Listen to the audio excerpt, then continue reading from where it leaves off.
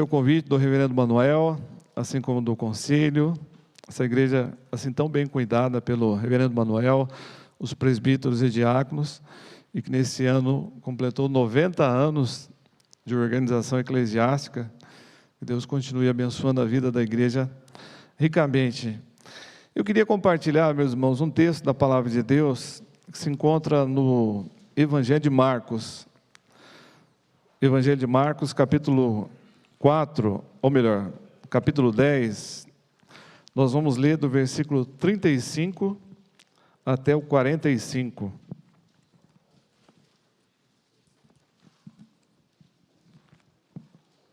Evangelho de Marcos, capítulo 10, versículo 35 ao 45. Essa porção da palavra de Deus que nos diz assim, Evangelho de Marcos, capítulo 10, versículo 35 ao 45. Nos diz assim, meus irmãos: então se aproximaram dele Tiago e João, filhos de Zebedeu, dizendo-lhe: Mestre, queremos que nos concedas o que vamos pedir. E ele lhes perguntou: que quereis que vos faça?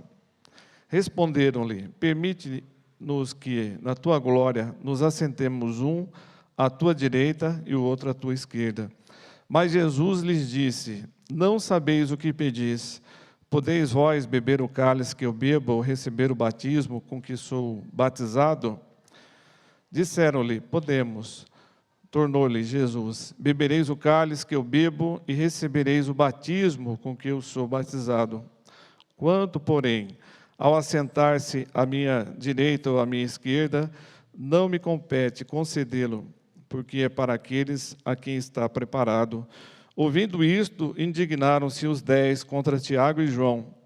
Mas Jesus, chamando-os para junto de si, disse-lhes: sabeis que os que são considerados governadores dos povos têm-nos sob seu domínio, e sob eles os seus maiorais exercem autoridade. Mas entre vós não é assim. Pelo contrário, quem quiser tornar-se grande entre vós, será esse o que vos sirva. E quem quiser ser o primeiro entre vós, será servo de todos. Vamos ler todos o versículo 45. Pois o próprio Filho do Homem não veio para ser servido, mas para servir e dar a sua vida em resgate de muitos. Meus irmãos, o tema da nossa mensagem nessa noite maior é o que serve.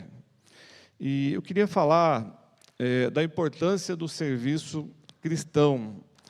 Todos nós que fomos chamados por Deus, nós temos essa responsabilidade nesse tempo difícil, nesses dias maus, de servirmos a Deus com toda intensidade, servirmos o nosso próximo. E eu queria usar essa porção da palavra de Deus para nós discorrermos sobre isso. O primeiro momento que nós vemos aqui, meus irmãos, é um pedido de Tiago e João a Jesus. Em Mateus capítulo 5, capítulo 20, diz que foi a mãe de Tiago e João, os filhos de Zebedeu, quem faz esse pedido a Jesus. Mas aqui, o evangelista Marcos, ele diz que foi Tiago e João quem fez o pedido.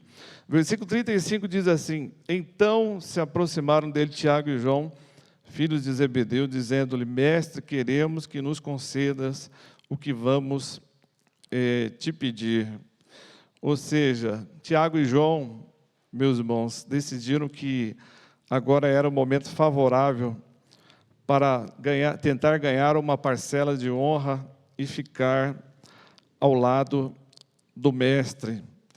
E Jesus pergunta no versículo 36, que quereis que eu vos faça?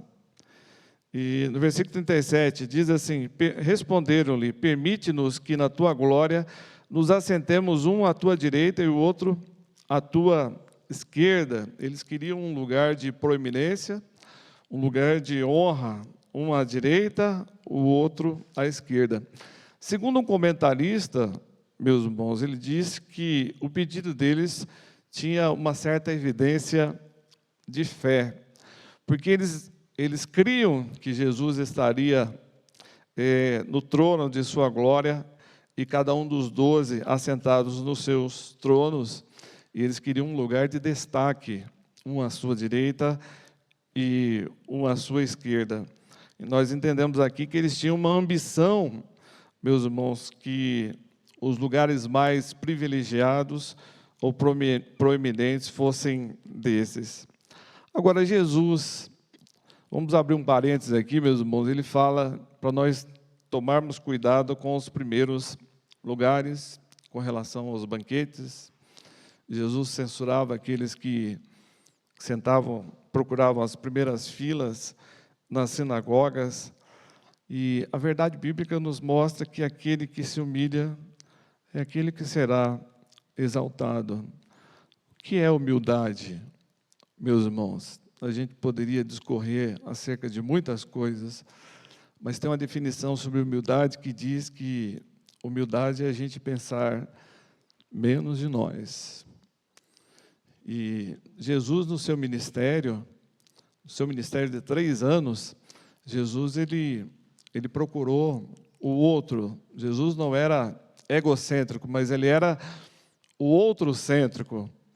E na nossa vida também, quando a gente fala sobre o serviço cristão, nós entendemos que temos que amar a Deus acima de todas as coisas, com toda a nossa força. Nós temos que amar o nosso próximo. A Bíblia nos fala sobre os mandamentos de mutualidade, que são muitos mandamentos, que nós temos que ser suporte para o crescimento do nosso irmão, que nós temos que amar, que nós temos que perdoar. Agora, aqui entendemos que nós temos que, assim, buscar a humildade. Interessante que a palavra humildade, no grego, ela significa também tapeinos, e que significa humildade e modéstia. Mas daí surgiu a palavra tapete, através dessa palavra tapeinos. O tapete é aquele que está embaixo. Então, nesse sentido, meus irmãos, nós vemos aqui o pedido de Tiago e João, um pedido assim que logo ele foi assim rechaçado, censurado por Jesus, e nós devemos entender que nós temos que a semelhança do nosso mestre Jesus, nós temos que sermos humildes. Jesus, em Mateus capítulo 11, versículo 28 e 29, ele diz assim: vinde a mim, todos aqueles que estáis cansados e sobrecarregados, e eu vos aliviarei. Tomai sobre vós o meu jugo e aprendei de mim, que sou humilde e manso de coração, e acharei descanso para as vossas almas. Amém, meus irmãos? Vamos procurar humildade. Eu sempre falo que eu sou uma pessoa soberba, mas eu estou procurando, assim, ser humilde. Uma vez perguntaram ao Russell Shedd, falaram com ele que ele deveria escrever um livro sobre humildade, porque quem conheceu o Russell Shedd, um grande teólogo batista, que infelizmente faleceu há pouco tempo, sabia que ele era humilde. E ele diz assim: se eu escrever sobre humildade, eu vou deixar de ser humilde. Então é melhor a gente dizer assim: eu sou um soberbo, eu sou às vezes altivo, eu tenho às vezes posturas incoerentes com aquelas posturas do reino de Deus, mas eu estou procurando ser humilde, eu estou procurando ser simples, eu estou dando os primeiros lugares a outras pessoas, eu estou procurando servir com toda e qualquer dedicação. Primeiro momento, a gente vê o pedido aqui de Tiago e João. Depois, meus irmãos, nós vemos um segundo momento, Jesus fala das consequências desse pedido. Versículo 38 diz assim: mas Jesus lhes disse: não sabeis o que pedis, podeis vós beber o cálice que eu bebo, receber o batismo com que eu sou batizado? Versículo 39, disseram-lhe: podemos. Tornou-lhe Jesus: bebereis o cálice que eu bebo, e recebereis o batismo com que eu sou batizado. Jesus, ele lembra aqui, meus irmãos, que um pedido para a glória é um pedido também para o sofrimento. Jesus pergunta: vocês estão dispostos a beber o cálice que eu estou prestes a beber? Porque beber o cálice, meus irmãos, significa uma experiência favorável ou uma experiência desfavorável. Aqui nesse sentido, é uma experiência desfavorável. Quando a gente lê lá em Mateus 26, 39, Jesus, naquele momento de agonia, aquele momento de agônico, Jesus ele fala do cálice. Versículo 39 de Mateus 26, ele diz: meu Pai, se possível, passa de mim esse cálice, todavia não seja como eu quero, e sim como tu queres. Jesus sabia o que iria acontecer. Depois do Getsêmani veio a traição, ele foi julgado, o julgamento. Jesus ele passou pela via dolorosa com madeiro e ele foi crucificado no Gólgota. Jesus ele sabia, meus irmãos, que tudo aquilo que iria acontecer com ele. E aqui nós entendemos, meus irmãos, que sofrimento tem a ver com a imputação de Deus. Deus permite o sofrimento nas nossas vidas. Agora, nós entendemos também que nós sofremos pelo simples fato de estarmos ligados a Cristo. No início foi passado um vídeo sobre a igreja perseguida. Há quantos irmãos que estão sendo perseguidos nos países fechados, países muçulmanos. Nós vivemos a igreja livre. Nosso país não tem uma religião definida, o Estado é laico e nós temos liberdade de culto, mas a igreja está sendo perseguida em muitas nações e nós somos, meus irmãos, perseguidos pelo fato de sermos de Cristo. Nós podemos falar de tudo com os nossos amigos, cerca de política, nessa polarização direita, esquerda, extrema direita, qualquer outro assunto. Mas quando nós falamos que nós somos crentes, evangélicos, protestantes, as coisas mudam. Nós, às vezes, passamos a ser perseguidos ou anulados. Mas Mateus capítulo 5, versículo 11, Jesus diz assim: bem-aventurados sois quando por minha causa vos injuriarem e vos perseguirem. Se a gente está sendo perseguido, meus irmãos, vamos dar glória a Deus. Amém, meus irmãos? Uma irmã missionária que estava num dos países fechados ao Evangelho, e alguém disse para ela: eu vou orar para que Deus cesse essa perseguição. Ela falou: não, porque a perseguição é o meio que nós temos para falar do amor de Deus.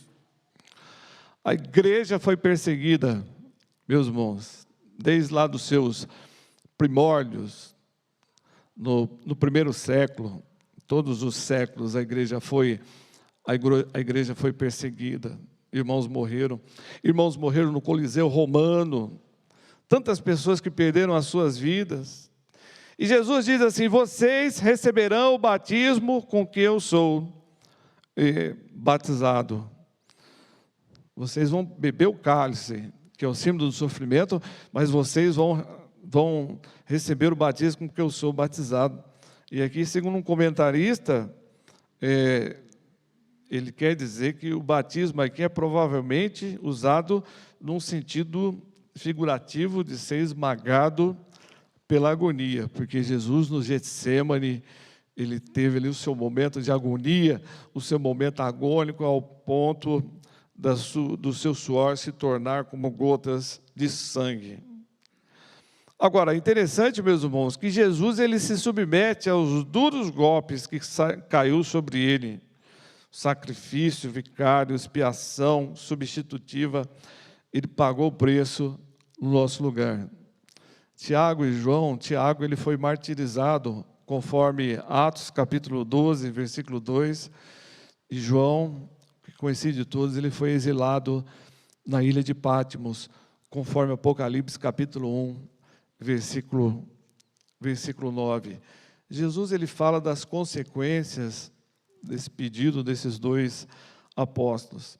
Um terceiro momento aqui, nós vemos a recusa de Jesus ante ao pedido, versículo 40. Quanto, porém, ao assentar-se à minha direita ou à minha esquerda, não me compete concedê-lo, porque é para aqueles a quem está preparado.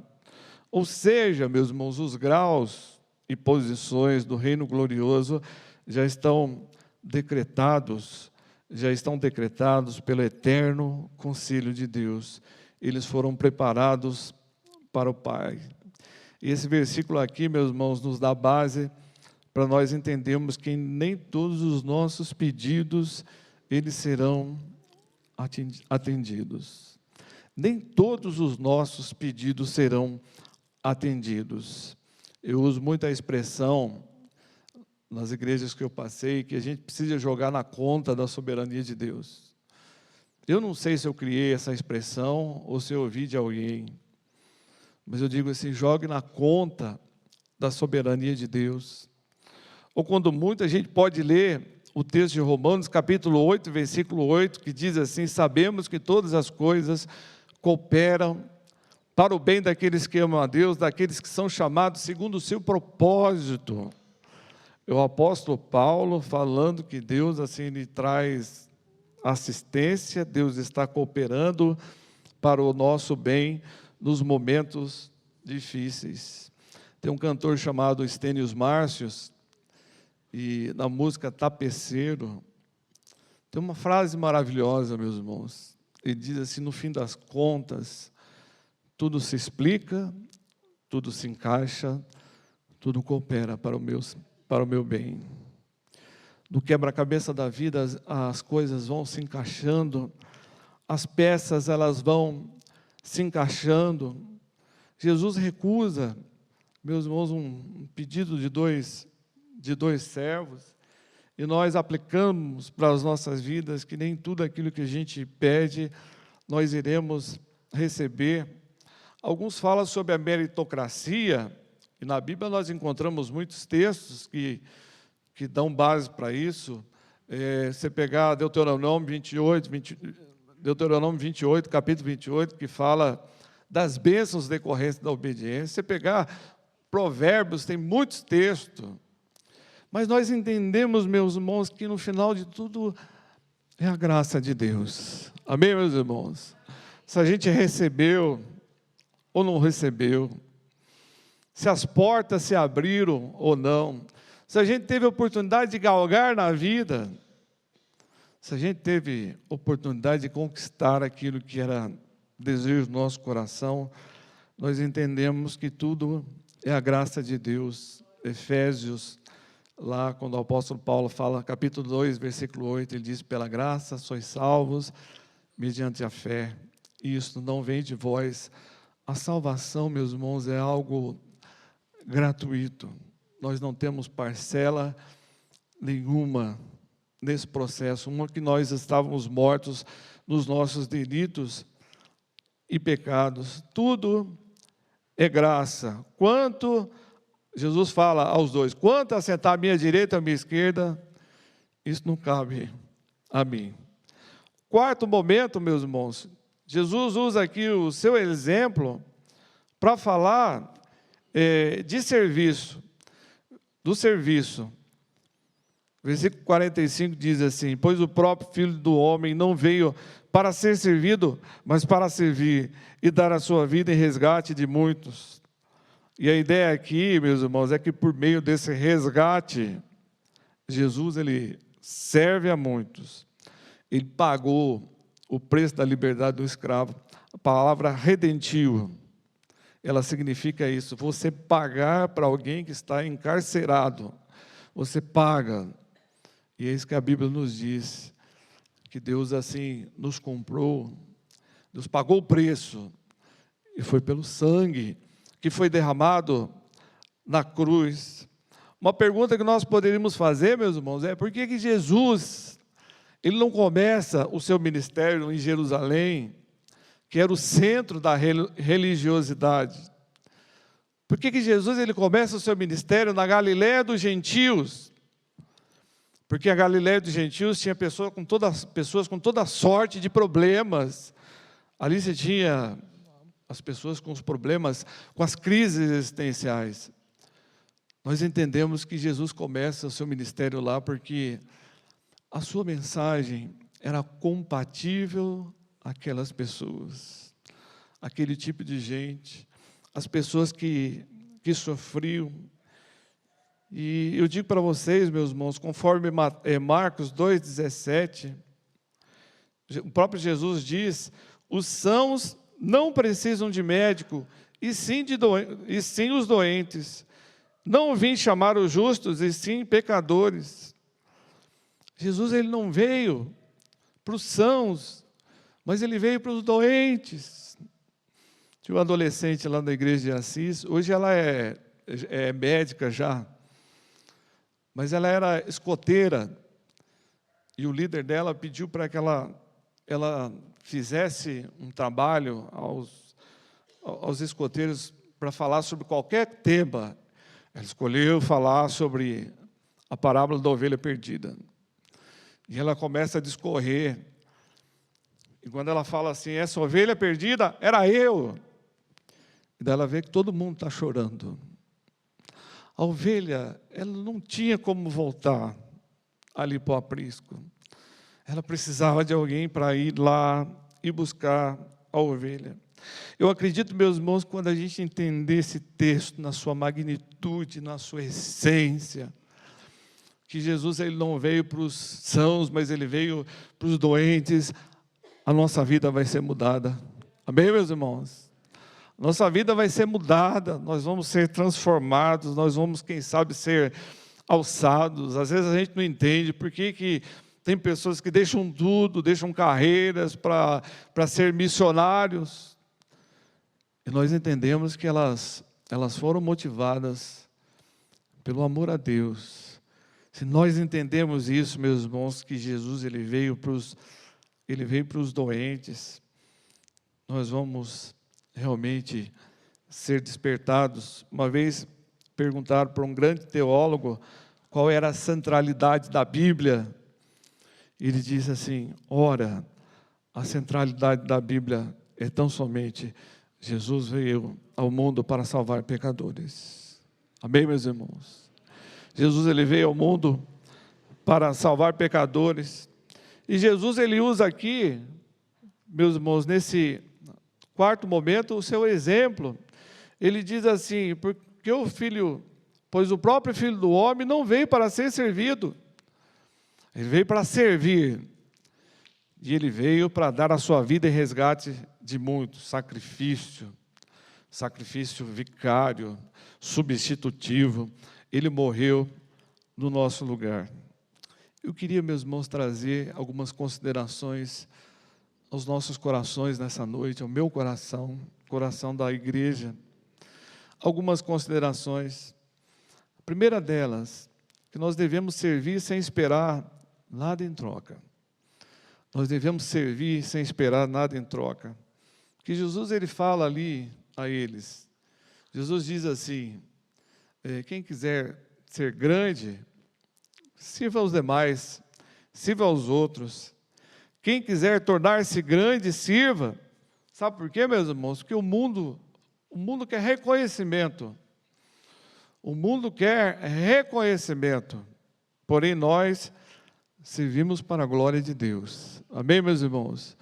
Nós não servimos para sermos reconhecidos, mas nós servimos para a glória de Deus, porque quando nós servimos a maneira de Jesus, o próprio Deus é exaltado.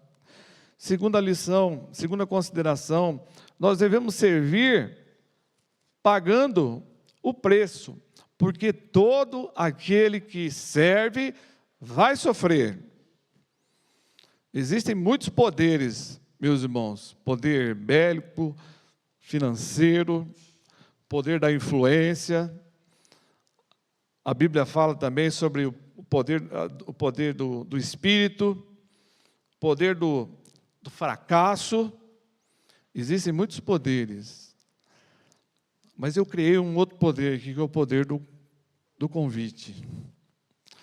Meus irmãos, eu estou na igreja, porque eu entendo que Jesus me convidou, mas Ele usou o irmão Renato para me fazer um convite a vir à igreja em 1992.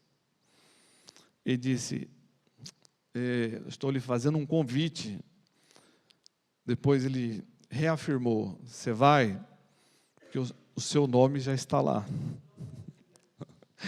Eu não sabia, Reverendo Manuel, a questão da metodologia da igreja. Eu pensei, o meu nome está lá, agora eu tenho que ir. E daí eu vim para a igreja. Eu nunca tive pretensão de ser nada, né? Depois Deus assim nos chamou, né, o sagrado ministério.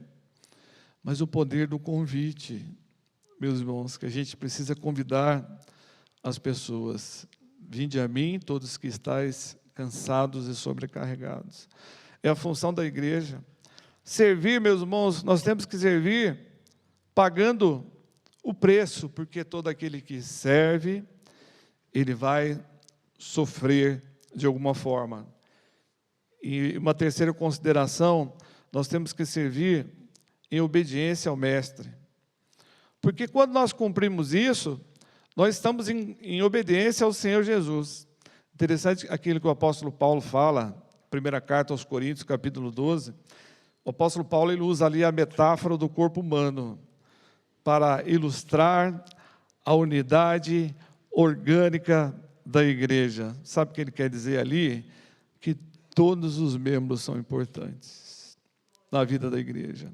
Quem canta, quem toca, quem administra, quem prega, quem arruma a mesa, todos os membros. O nosso corpo, ele é composto de membros, todos eles são importantes, é como se fosse uma engrenagem de um relógio, cada peça é importante. E Paulo, quando fala isso, ele entende assim que eles deveriam trabalhar em harmonia. Eu queria encerrar minha fala, meus irmãos, com uma frase muito famosa do Charles Studd. E ele diz assim, se Jesus é Deus e se Ele morreu por mim, não há nada que eu faça que seja sacrifício.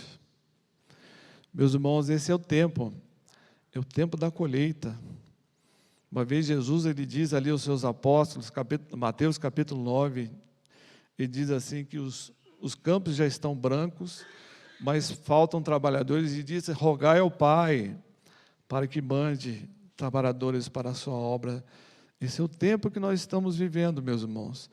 Tempo difícil, mas é o tempo de colher, tempo de trabalhar, tempo de entregar folheto, tempo de fazer convite, tempo de orar, tempo de manifestar a graça de Deus na vida do irmão, tempo de acolhimento. Esse é o tempo que nós temos, meus irmãos. E eu queria encerrar, meus irmãos, dizendo isso, que Deus continue abençoando a primeira igreja presbiteriana de Rancharia, que muitos sejam os frutos para a glória de Deus, que a igreja consiga vencer os desafios desse tempo. Amém, meus irmãos? Que Deus abençoe a todos.